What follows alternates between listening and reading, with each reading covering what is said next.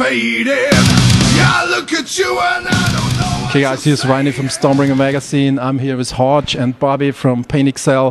These guys were at the Sonisphere Festival yesterday in Prague. They're today supporting Anthrax in Vienna. They will return to Vienna in 6 weeks to support Life of Agony and Il Niño. They have a new record out, it's called Fire It Up, and they have a stunning new video with from a cover version from Seals, Crazy, with this Lego miniatures. But first of all, I want to say, Harj, how are you doing, man? I'm very well, thanks. Pleasure to be here in Vienna and looking forward to tonight, playing with Anthrax again. Second day, yesterday in Sonisphere, so I'm good, thanks. Now you hopefully Vienna is a beautiful city, or haven't you seen anything from Vienna? We haven't really had time, we've just got here, literally got here, sat down, had our dinner. We hadn't sound checked or anything. We just said we were going to get on stage, we were just going to rip it up, and then hopefully we're going to see a bit of Vienna afterwards, go to some bars and that. So yeah, we're excited. Cool. We mentioned the Sonisphere. We all know Anthrax were there, Megadeth were there, the Mighty Slayer were there, of course Metallica were there. Everybody was there. And Pain XL were there. I guess you are one of the luckiest guys in the world. This is it, dreams come true basically. We grew up listening to these bands, going to see these bands. I was watching Anthrax side stage, I noticed a lady filming. So I hadn't seen her before. I went and said, hello, you working with Anthrax this weekend? She said, I'm Joey Belladonna's wife, So yeah, dream come true, fantastic. I guess a lot of bands are very jealous because you played at Sonisphere with Anthrax and all the stuff bands and Metallica and Megadeth and Slayer.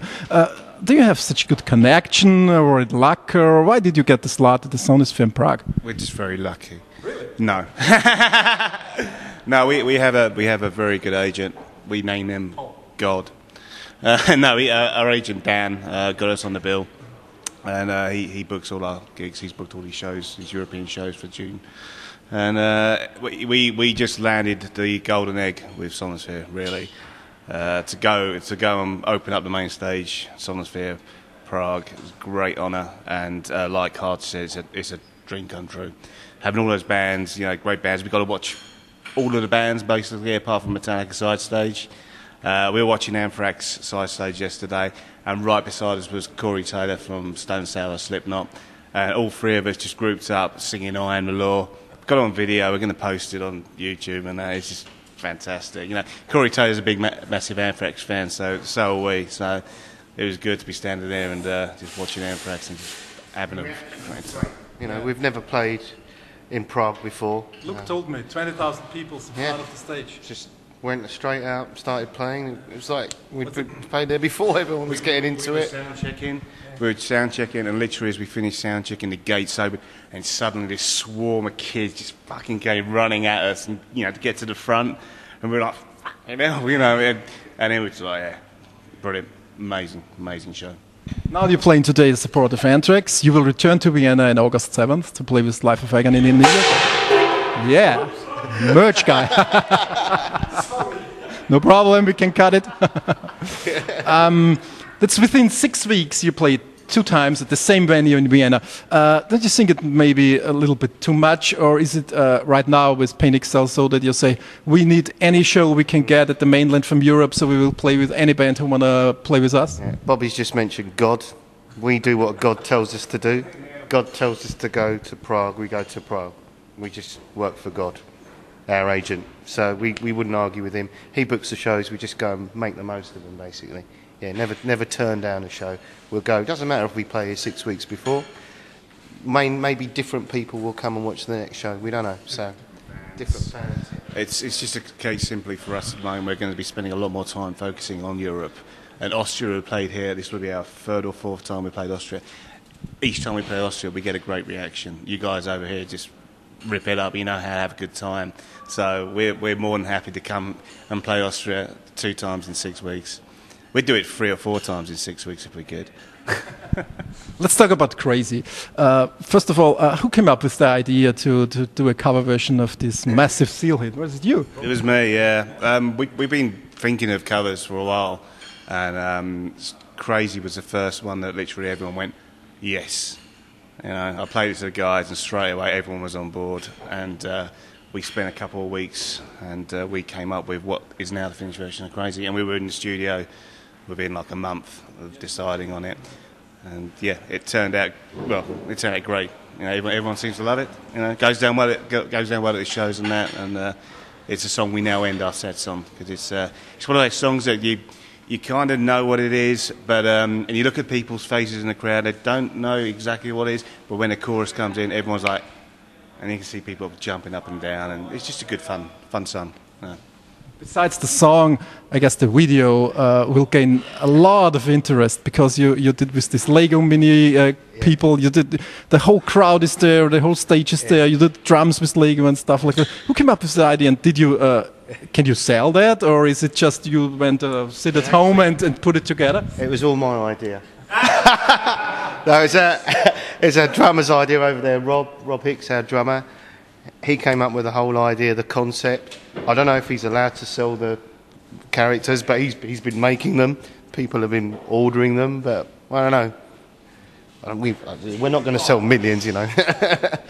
The most difficult part of this Lego stuff was to bring Luke's beard in. Yeah, as I say, Rob and Hayley built the whole thing from bits of Lego, obviously. They took hours to build the whole stage set, etc. But the video was done, and the first thing people started asking us is, can we buy the Panic Cell figures? Can we buy the stage set? And Rob started thinking, I'll make it. You know? To talk with Lego. Yeah. We've even got some T-shirts done. People have been asking about T-shirts and hoodies and things. Like that one over there. Over there. So, are you allowed to use the writing from Lego? Or did you don't ask them? God's not said no yet, so until God says no, we'll carry on. Not allowed to show the Lego words. Lego. Let's talk about your last records. Fired Up, third record, was released in April on Undergroove Records. This might one maybe a little bit provocating the question, but did anyone in the past tell you that Panic Cell sounds like a little more trashy version of Disturbed? You know what? We've been we don't really mind, you know, to be compared to Disturbed, who are a multi-million platinum selling band, is great. But people told us we've sounded like Pantera in the past, and we don't think so. We just write the songs that come into our head. We all get together and go through stuff, and they just come out the way they come out. If it sounds like another band, you know, it's totally unintentional, but people tell us the early albums have sounded like Disturbed and Pantera, but we just don't see it, you know. Some of our songs were like... Well, we must, obviously, because we do get that, you know, kind of feedback a lot. And ever since we toured with Disturbed, I think that's just manifested even more. And we you know, it's a compliment. You know, like Hans says, they're a multi-million selling band, so fine. You know, no. We don't intentionally try and sound like anybody. Yeah. We just come up with our own ideas, and that's how they come out, you know. I was searching the web a lot in the last days because your record is out since April, and I didn't find one review in the mainland of Europe from several online magazines, especially the German-speaking area of Germany, Austria. So did you didn't do any promotions and promo CDs out or stuff like that? You need to speak to our PR people about that. We've hired a couple of PR companies. I'm not sure if they're still sort of being worked on or something, but you are correct. It's there's not a lot out there, but we're working on that, and that's why. I mean, that's one of the reasons why we've done Crazy, because we figured it would be a great bolt onto the album and something that would help push the album. So I'm sure there's a lot going on. It's just taking a bit longer than we hoped. But I mean, the idea right now is that we're out. We're basically getting out into Europe a lot more.